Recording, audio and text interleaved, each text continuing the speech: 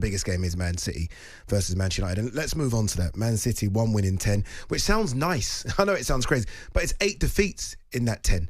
Do you know what I mean? I'd rather say that. I'd rather say it that way. 8 defeats, 1 draw, 1 win. It's unbelievable, isn't it?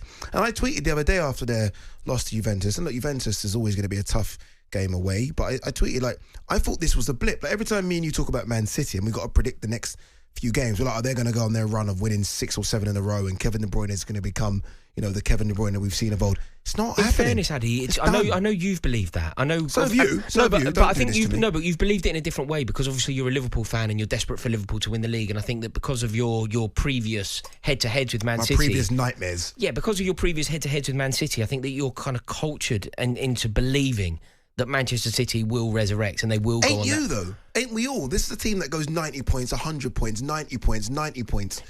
Treble, double. I know. They do look vulnerable, though. They look vulnerable in a way that maybe they haven't in the past. They look weirdly vulnerable, and it isn't only about the Rodri injury. It's about the player that Kevin De Bruyne is today. It's not about the legacy. It's about the player that is today. It's about the player that Bernardo Silva is today. It's about the player that Phil Foden has been for about 6 months now. Yeah. There is a wastefulness to them going forward and a vulnerability. Kyle Walker at the back. I mean, Kyle Walker has had his Gary Neville at West Brom moment, hasn't he? Yes. He's had it. Well, but whether he wants to admit that he's had it or not is neither here nor there. But, I mean, Gary Neville talks brilliantly about the end, doesn't he? He's really like articulate the way that he delivers. Who was it that stood him up? Was it Timo Werner? No. It was Timo Werner. It was Man City, Tottenham, Timo Werner, I'm sure. Oh, sorry, stood up Kyle Walker. Yeah, sorry, like, I thought you meant and Gary normally Neville. with the pace, you kind of feel like, okay, this is Kyle Walker's almost egging him on. Like, go on, I dare you. I dare you to try and take money outside. And we saw it happen in real time. Yes. That was his biggest attribute, his pace. Look, still a great defender, but his biggest attribute was pace. And if that goes, that's that then, isn't it? Yeah, I mean, his biggest attribute was his pace, but he was also just a complete all-round brilliant footballer. Of course. And all of that's gone. Like, all of that's gone. Like, he's playing players off. He's playing players onside when he shouldn't be. He's being caught the wrong side. He's getting done in many ways that isn't simply down to a lack of pace. And I feel like he has had his Gary Neville West Brom moment. I feel like it's basically happened. Well, Pep doesn't really agree with us, although we think it's more than a blip. He puts it down to injuries. This is what Pep Guardiola has had to say about the current run of form and maybe the need to spend in January. Listen, when I have 3-4 central defenders, I need the central defenders. When I have Kovacic and Gundo, I don't need a replacement in that position. When I don't have wingers for injuries this season, I need wingers. When Erling is away, I have Oscar Bob and Phil Foden to play there. We have the same goals. This is the problem. If you tell me, no, these players will be fine in that position, we need that, we'll go to the transfer market. But I don't know which one, because it depends. You have the 4 central defenders, I don't need central defenders. The problem is Rodri, of course. We are playing this season without the best player, the Ballon d'Or, and without the best player in England last season. Phil had played 4 or 5 games, but no more than that in his best. So how would not notice one team that play with a central defender, with a Ballon d'Or and the best player in the Premier League during all the season? Of course it's difficult. That's actually hilarious from Pep, isn't it? It's actually hilarious. Like, small violins out for you, my friend. There'll be managers in the Premier League that I think, are you what, you spent hundreds. No, but the weird thing is, hundreds of millions. No, he's not. He's right, because he does have a squad. That's his fault. That's his fault. No, he wants a small squad. Obviously, he could have a bigger squad, but he does want a small squad. And that's his fault. There'll be managers in the Premier League that haven't spent 1/20th of what he spent and thinking, one second, we're struggling right now. No, but when you look at the players, that he's having to use. So, for example, Rico Lewis, central midfield. Yeah, it's lightweight, isn't it? It's his fault. Like, I'm not saying he's not a good player. I just mean, in a midfield, when a midfield can be up against such combative and robust other midfielders. Yeah, as much as what he says is true, look, obviously, Rodri's out. I think Rodri's fantastic. And Phil Foden hasn't played the last couple of games, although he has played a lot this season. Kevin De Bruyne, injuries, etc. In the last 2 transfer windows, he's just got it wrong and no one talks about it. I think you mentioned this a few times. Mateus Nunes isn't that guy, unfortunately. No. It's not worked. Mateo Kovacic. I love Doku. He runs at you, but then there's no end. There's nothing. Savinho's been fantastic, but doesn't do anything. The stats don't back. The stats back me up here. In terms of goals and assists, he's delivered absolutely nothing. Do you know where you can really trace it back to? There've been a few occasions where they've tried to sort out their midfield, and it just hasn't worked. So, for example, if Calvin Phillips was the player that they believed Calvin Phillips was going to be, the Rodri injury wouldn't be so significant. Yeah. If they had signed Declan Rice, when they were linked with Rice before he went, it wouldn't be such an issue that Rodri's out. Agreed. Do you remember when they were going to sign Lucas Paquetá? Yep. There would be another player in there who I think is capable, although his form's gone off a cliff. But, there is an excellent But then there's player also there. weird ones. I mean, letting Alvarez go. And look, there would be a point where Alvarez knocks on the door saying, look, if you're not going to start me, I want to go.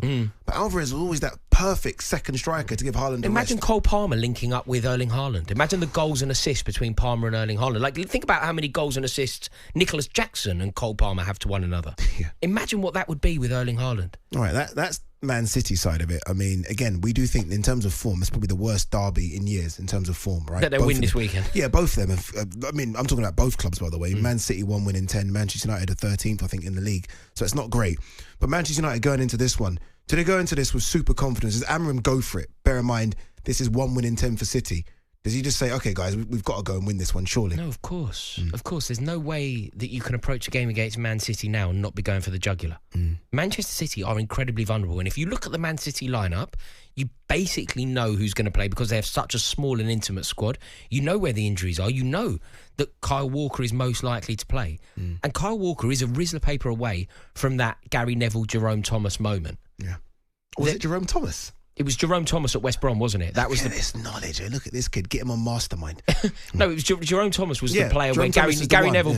Well, he told the story, didn't he? He told the story where he was sitting in the toilet at West Bromwich Albion, sitting in the toilet at the Hawthorns, and Paul Scholes came in and Gary Neville basically just said, I don't really know what's happening here.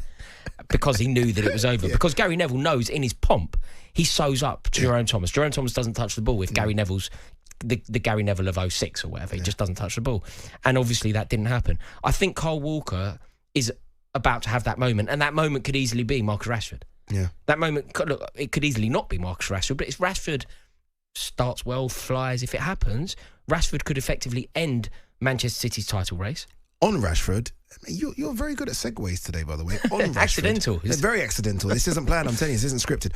On Rashford, there's been a lot of talk in the last week that Rashford could be available, could be put up for transfer. I saw this, 40 million quid they said. 40 million quid. That feels so light to me. Isn't that anything in 2 seasons? Yeah, but you don't get an England international 40 million quid anywhere on the pitch. You don't get a former England international for anywhere on the pitch for 40 million. Former England but isn't international. everyone, and I'm speaking so broadly here rather than make it about Rashford, but isn't everyone at Manchester United worth more than 40 million quid apart from like Christian Eriksen? Like, apart from Christian Eriksen and Casemiro, when you think about the modern day footballer rate, isn't everybody at Manchester United just worth more than 40 million quid, let alone arguably the best player at Manchester United? And by the way, Marcus Rashford is, I agree, is certainly worth more than 40 million quid. 40 million pound player.